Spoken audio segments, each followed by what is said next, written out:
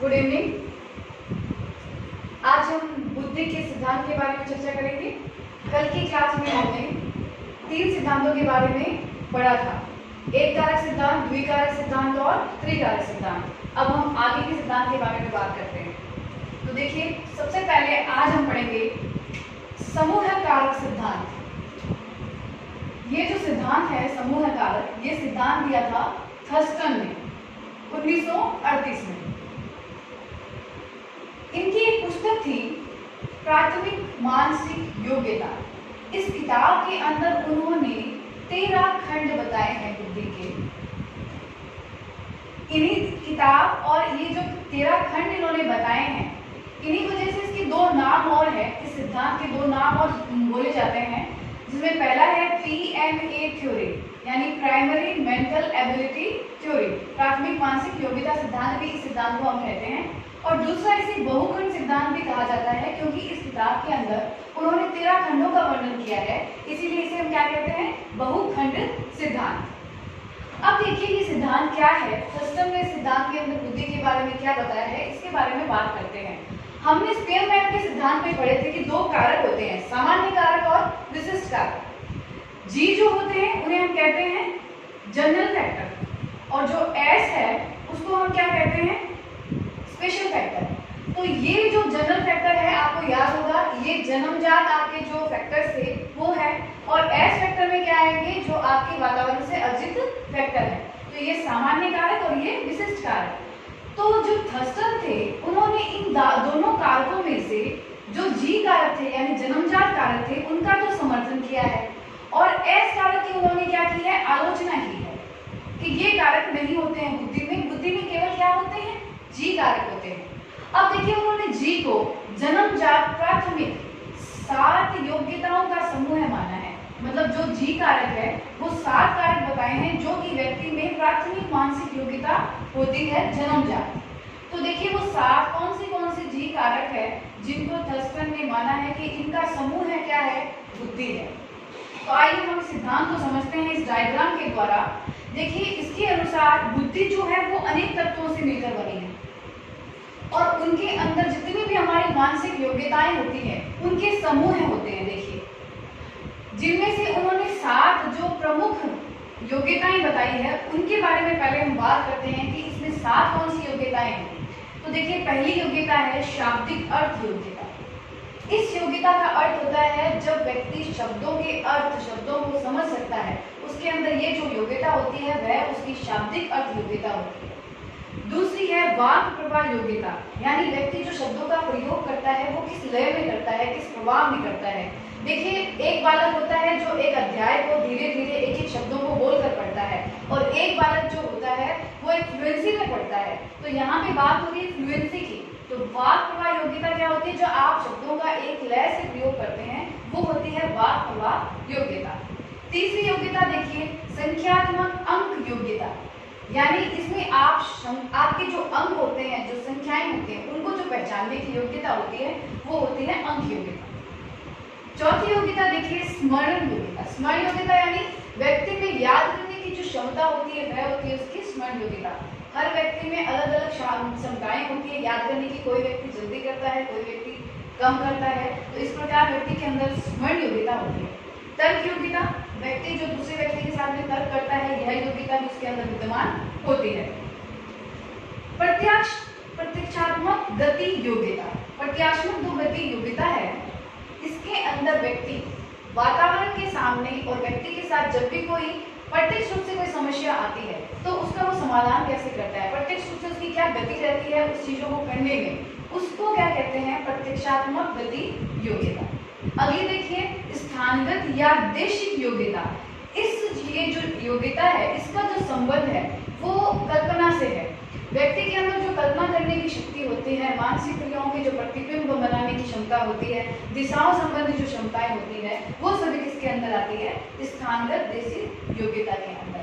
तो देखिए थर्स्टन का मानना क्या है कि ये 7 प्रधान योग्यताएं होती है, और हर एक प्रधान योग्यता के अंदर और भी अलग अलग क्या होती है, उससे संबंधित योग्यता होती है।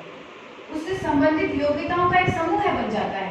मतलब एक समूह है ये, और इसके अंदर बहुत सारी योग्यताएं हैं, लेकिन वो परस्पर एक दूसरे से संबंधित है और उसमें से जो प्रधान योग्यता है उनका नाम यहाँ पे लिखा हुआ है। तो यानी हर प्रधान योग्यताओं के साथ उससे संबंधित समूह के कारक जुड़े हुए होते हैं और ये जो प्रधान योग्यता होती है वो उन कारकों से संबंधित सभी कार्य या समन्वय स्थापित करती है। जैसे समझिए आप वाक्य प्रवाह जो योग्यता है, इसको आप एक उदाहरण से समझिए कि कैसे इसके अंदर बहुत सारे समूह की योग्यता यानी कारक है, बहुत सारे कारक आपस में जुड़े हुए हैं और उसमें से एक प्रधान कारक क्या है, शब्द प्रवाह योग्यता। तो देखिए मैं आपको एक एग्जांपल बताती हूँ। आप साहित्य समझते हैं, जैसे साहित्य यहाँ पे आप मान लीजिए एक प्रधान कारक है, तो इसके अंदर इससे संबंधित अन्य कारक भी जुड़े हुए होते हैं, जैसे कहानी लिखना, उपन्यास लिखना, कविता, कहानी, उपन्यास, निबंध, ये जितनी भी चीजें हैं जिसको आप साहित्य में ऐड कर सकते हो। तो ये सभी जो योग्यताएं हैं वो किससे संबंधित है, साहित्य से संबंधित है। तो इनका एक समूह बन जाता है जिसमें से प्रधान क्या है, साहित्य, और बाकी के जो कारक है वो उससे संबंधित कारक है। इसी प्रकार हर योग्यता के अंदर एक प्रधान कारक है और उससे संबंधित अन्य कारक इनसे जुड़े हुए होते हैं। और एक महत्वपूर्ण बात, ये सभी कारक देखिए अलग अलग होते हैं, ये एक दूसरे से संबंधित नहीं होते हैं। इस योग्यता का संबंध इस योग्यता से नहीं होता है या फिर इस योग्यता का संबंध इस योग्यता से नहीं होता है। तो ये था थ्रस्टन का समूह कारक सिद्धांत। आगे चलते हैं, अगला सिद्धांत हम पढ़ते हैं। अगला सिद्धांत है बहुकारक सिद्धांत। बहुकारक जो सिद्धांत है वो दिया है थॉर्नडाइक ने। ये बहुत महत्वपूर्ण सिद्धांत है, इसको बहुत ध्यान से समझिए। इस सिद्धांत के अंदर थॉर्नडाइक ने स्पीयरमैन के जी तत्व की तो आलोचना की है और एस तत्व का क्या किया है, समर्थन किया है। यानी उनके अनुसार बुद्धि जो है वो जन्मजात योग्यता नहीं है, वातावरण से अर्जित योग्यता है। इसका उल्टा यहाँ क्या था, थर्स्टन ने क्या किया था, यहाँ पे जी का समर्थन किया था और एस की आलोचना की थी। और थॉर्नडाइक जो है वो जी की आलोचना कर रहे हैं और एस का समर्थन कर रहे हैं। यानी अर्जित जो कारक होते हैं, यानी विशिष्ट कारक जो होते हैं, विशिष्ट जो योग्यता होती है, उनका समर्थन किया है कि इन्हीं की जो ये योग्यता होती है वातावरण से अर्जित व्यक्ति की, यही क्या होती है, बुद्धि होती है। अब देखिए स्पेशल जो योग्यता होती है उसकी संख्या अनेक हो सकती है व्यक्तियों में, उसमें से मुख्य उन्होंने 6 बताई है। पहली है शब्द, जब आप शब्दों को समझ सकते हो, अर्थों को जान सकते हो तो उसको शब्द योग्यता कहती है। जो अंकों से संबंधित हो, अंक संख्या से संबंधित हो, वो अंक योग्यता होती है। दिशाओं से संबंधित जो योग्यता होती है, यानी दिशा संबंधी ज्ञान व्यक्ति के अंदर होता है। तर्क योग्यता, व्यक्ति जब तर्क करता है तो वह योग्यता होती है। स्मरण योग्यता, व्यक्ति के याद करने की जो योग्यता है। भाषण देने की योग्यता, जो व्यक्ति भाषण देता है वह जो योग्यता, ये सभी जो योग्यताएं हैं वो क्या है, विशिष्ट योग्यताएं हैं जो कि वातावरण द्वारा व्यक्ति के अंदर होती है। और ये मुख्य रूप से ये 6 प्रकार की विशिष्ट योग्यताएं व्यक्ति के अंदर पाई जाती है, ऐसा थॉर्नडाइक का मानना है। अब देखिए इस सिद्धांत को समझते हैं। थॉर्नडाइक के अनुसार ये जो सिद्धांत है इसके अंदर जो ये आप तत्व देख रहे हो, यानी ये असंख्य तत्व होते हैं। एक जो बुद्धि है हमारी उसमें क्या होते हैं, असंख्य तत्व होते हैं। और ये असंख्य तत्व जो बनते हैं वो कैसे बनते हैं, देखिए कि व्यक्ति बहुत सारी मानसिक क्रियाएं करता है। जब मानसिक क्रियाएं करता है तो उन क्रियाओं के द्वारा एक एक तत्व बुद्धि के अंदर जुड़ता जाता है। तो वातावरण के अंदर व्यक्ति बहुत सारी क्रियाएं करता है और उन्हीं के कारण इसके अंदर बहुत सारे असंख्य तत्व पाए जाते हैं। थॉर्नडाइक ने सिद्धांत को उद्दीपक अनुक्रिया के सिद्धांत के माध्यम से सिद्ध किया है। उनका कहना यह है कि व्यक्ति जितना उद्दीपक और अनुक्रिया में संबंध स्थापित करके अनुभव ज्ञान कर लेता है, उसी अनुभव के द्वारा ही व्यक्ति आगे की जितनी भी समस्याएं आएंगी उनका समाधान करेगा। तो वातावरण में बहुत सारे उद्दीपक अनुक्रिया का जो सिद्धांत है वो चलता रहता है। व्यक्ति के सामने वातावरण में एक के बाद एक चीजें आती रहती है, उनको अनुभव मिलता जाता है और उन्हीं अनुभवों के द्वारा व्यक्ति अपनी जीवन में समस्याओं का समाधान करता जाता है, ऐसा मानना है थॉर्नडाइक का। लेकिन इनमें एक महत्वपूर्ण बात जिसपे वो बल देते हैं वो उभय निष्ठता पे बल देते हैं। उभय निष्ठता, अब देखिए ये उभय निष्ठता क्या होती है, जब एक कारक और उससे संबंधित दूसरा कारक जुड़ जाता है तो उसके अंदर जो योग्यता बनती है वो बनती है उभय निष्ठता। यानी जब एक और एक मिल जाते हैं समान प्रकार की योग्यताएं, तो वो जो दूसरी योग्यता बनेगी वो बहुत मजबूत और अच्छी योग्यता का विकास होगा, उसी को यहाँ पे उभय निष्ठता कहा गया है। यहाँ पे एग्जाम्पल से समझिए, एक जो व्यक्ति है उसके अंदर गाना गाने की भी योग्यता है और उसे भाषण देने की योग्यता है। ये दोनों एक दूसरे से संबंधित है। जब ये दोनों जुड़ जाती है एक व्यक्ति के अंदर, तो उसके अंदर जो योग्यता बनती है वो उभयनिष्ठ योग्यता होती है। ये उभयनिष्ठ कारक व्यक्ति के अंदर होता है। तो थॉर्नडाइक का मानना है कि असंख्य कारकों में से एक से संबंधित दूसरा कारक एक दूसरे से जुड़ा हुआ होता है और उससे क्या बनता है, उभयनिष्ठ कारक होता है। और ये जितने भी कारक होते हैं वो एक समूह वाले एक से संबंधित होते हैं और दूसरे जो होते हैं वो एक दूसरे से स्वतंत्र होते हैं। ऐसा किसका मानना है, थॉर्नडाइक का मानना है। अब देखिए इस सिद्धांत को बालू का सिद्धांत और परमाणु का सिद्धांत भी कहते हैं। थॉर्नडाइक ने इस सिद्धांत की जो तुलना की है वो बालू के ढेर से की है। जैसे बालू के ढेर में असंख्य कण होते हैं रेत के, और जैसे परमाणु बहुत सारे अणुओं से मिलकर बना होता है, वैसे ही जो बुद्धि है वो असंख्य कारकों से मिलकर बनी हुई होती है। ऐसा किसका मानना है, थॉर्नडाइक का। तो इस सिद्धांत को समझाने के लिए, और इस सिद्धांत को देखिए दो नाम और भी दिए गए हैं, असत्तात्मक सिद्धांत और विशिष्ट योग्यताओं का सिद्धांत। क्योंकि यहाँ पे देखिए एस कारक का समर्थन किया गया है, इसीलिए इसे विशिष्ट योग्यता का सिद्धांत भी कहा जाता है। और असत्तात्मक इसे इसलिए कहा जाता है कि यहाँ पे किसी एक तत्व की सत्ता नहीं है, यहाँ पे असंख्य तत्व है, इसीलिए इसको असत्तात्मक सिद्धांत भी कहा जाता है। अब ये जो बालू का ढेर से इसकी तुलना की गई है और उसके आधार पे इस सिद्धांत को थॉर्नडाइक ने जो समझाया है वो देखिए क्या समझाया है, इस डायग्राम के द्वारा हम समझते हैं। आप देखिए उन्होंने जो तुलना की है वो चार आधार पे उन्होंने इस सिद्धांत को समझाया है: ऊंचाई, चौड़ाई, क्षेत्रफल, गति। अब देखिए ऊंचाई में क्या लिया गया है कि व्यक्ति के सामने जो भी कार्य आता है उसकी जो कठिनाई का स्तर है उसे यहाँ पे ऊंचाई कहा गया है। कार्य की जो विभिन्नता है उसे यहाँ चौड़ाई कहा गया है। क्षेत्र से मतलब यहाँ पे कार्यों की संख्या से है और गति से मतलब कार्य करने की गति से है। यानी ऊंचाई, चौड़ाई, क्षेत्रफल और गति के आधार पे उन्होंने इस सिद्धांत का वर्णन किया है। अब इसे समझते हैं कि क्या यहाँ पे समझाना चाह रहे हैं। देखिए ये जो L1, L2, L3 आप देख रहे हो ये लेवल है, आपके कार्य की कठिनाई का स्तर है। यहाँ पे कठिनाई कम है, जैसे जैसे ऊपर कठिनाई बढ़ रही है, लेवल बढ़ रहा है, आपकी कठिनाई का स्तर भी बढ़ता जाता है। तो देखिए इसको समझते हैं। व्यक्ति के सामने यदि कठिनाई का स्तर कम है, क्षेत्रफल भी कम है यानी उसकी संख्या भी कम है, कार्य की जो विविधता है वो भी कम है, तो व्यक्ति जो कार्य करेगा वो तेज गति से करता है। स्वाभाविक सी बात है, अगर कार्य सरल होगा तो आप उसे जल्दी कर लेंगे और अगर कठिन है तो आप जल्दी नहीं कर पाएंगे।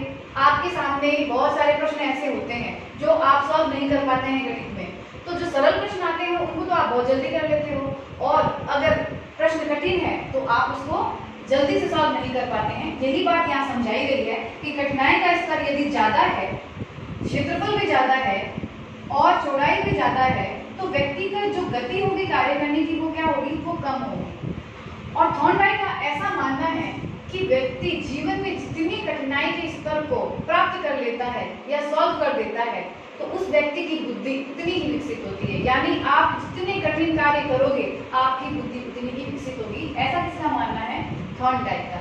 तो ये था थॉर्नडाइक का बहुकारक सिद्धांत। यहाँ पे आप ध्यान रखिए, थर्स्टन के सिद्धांत को बहुखंड कहा गया है और जो थॉर्नडाइक का सिद्धांत है उसे बहुकारक सिद्धांत कहा गया है। तो इसमें कोई कंफ्यूजन ना हो जाए तो इसका आप विशेष ध्यान रखिए।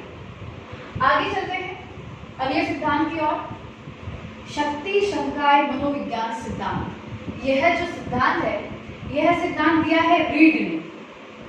रीड के अनुसार मनुष्य के मस्तिष्क के अंदर अनेक शक्तियां होती है, जैसे कल्पना करना, तर्क करना, चिंतन करना, निर्णय करना, समस्या समाधान करना, बुद्धि, स्मरण, स्मृति, ये जितनी भी चीजें हैं वो सभी क्या है, व्यक्ति के मस्तिष्क के अंदर की शक्तियां हैं।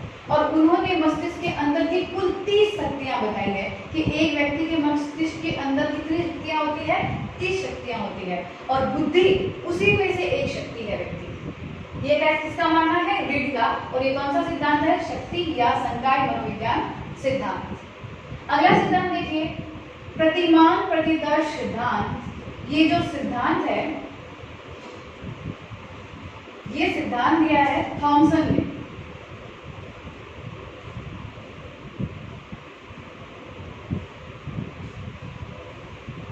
देखिए ये जो सिद्धांत है इस सिद्धांत में क्या कहा गया है कि बुद्धि में विभिन्न मानसिक योग्यताओं का अंश पाया जाता है। या फिर इसे दूसरी भाषा में हम कहेंगे नमूनों का एकीकृत रूप क्या है? बुद्धि है। मतलब यहाँ कहने का मतलब ये है कि आपके अंदर बहुत सारे नमूने होते हैं। कैसे नमूने? जीवन में बहुत सारी आपकी समस्याएं आती है, उन समस्याओं का आप समाधान करते हो और आपके अंदर अनुभव होता जाता है। तो हर समस्या से संबंधित एक नमूना या एक अनुभव आपके दिमाग में स्टोर होता जाता है और एकत्रित हो जाता है। उसी को उसने क्या कहा है? बुद्धि है। क्योंकि बहुत सारे नमूने यानी बहुत सारे अनुभव जो कि समस्याओं के समाधान की वजह से व्यक्ति में एकत्रित हो जाते हैं, उसी का संगठन क्या है? बुद्धि है। ये कौन सा सिद्धांत है? थॉमसन का प्रतिदर्श सिद्धांत। अगला देखिए, पदानुक्रमिक महत्व सिद्धांत। ये सिद्धांत दिया है सिरिल और बर्ट और वर्नन ने 1964 के अंदर। ये सिद्धांत क्या कहता है कि विकास की अवस्थाओं में बालक की बुद्धि का भी विकास होता जाता है। यानी बालक जब जैसे ही जन्म लेता है और जैसे जैसे उसका विकास होता है, जैसे जैसे वो बड़ा होता है, उसमें बुद्धि का विकास भी वैसे वैसे होता जाता है। धीरे धीरे जैसे जैसे व्यक्ति बड़ा होता है, उसकी बुद्धि भी वैसे वैसे ही बड़ी होती जाती है। अब देखिए, इस सिद्धांत को क्रमिक विकास का सिद्धांत भी कहते हैं। यहाँ पे देखिए, क्रम से व्यक्ति जैसे जैसे बढ़ता है वैसे ही उसका बुद्धि का भी विकास होता है।